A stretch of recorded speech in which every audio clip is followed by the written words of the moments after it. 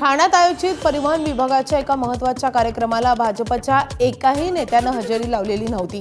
निमंत्रण असूनही प्रमुख अतिथी म्हणून अपेक्षित असलेले भाजपचे नेते गणेश नाईक या कार्यक्रमाला गैरहजर राहिलेत आणि ज्यामुळे राजकीय वर्तुळात पुन्हा एकदा अनेक तर्कवितर्काला सुरुवात झालेली आहे आणि शिवसेना आणि भाजपमधला सुप्त संघर्ष पुन्हा एकदा चव्हाट्यावर आल्याची चर्चा सुरू झाली आहे। यावरून आता भाजपचे नेते गणेश नाईक यांनी स्पष्टीकरण दिले आहे।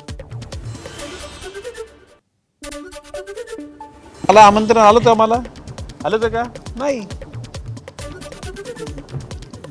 निमंत्रण पत्रिकेमध्ये नाव आहे म्हणजे याचा अर्थ काय आमंत्रण पोचतं असं नाही आहे।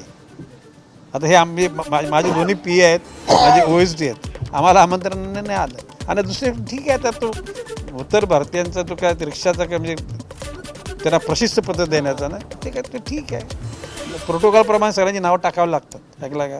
आणि मला आमंत्रण माझा राग पण नाही आणि मला काय ते मी तक्रार पण नाही करत। गणेश नाईक साहेबांकडे भरपूर काही कार्यक्रम असतील, कदाचित त्यांना त्यांच्या PS, OSD किंवा PNनी दिलं नसेल, परंतु शासकीय नियमानुसार प्रत्येकाच्या कार्यालयामध्ये निमंत्रण पत्रिका ही पोचवली जाते। चांगलं संबंध असताना उगाच त्याच्यामध्ये काहीतरी तुम्ही कारल्याची भाजी बनवल्यासारखं काहीतरी करता। आमचे अतिशय चांगले संबंध आहे।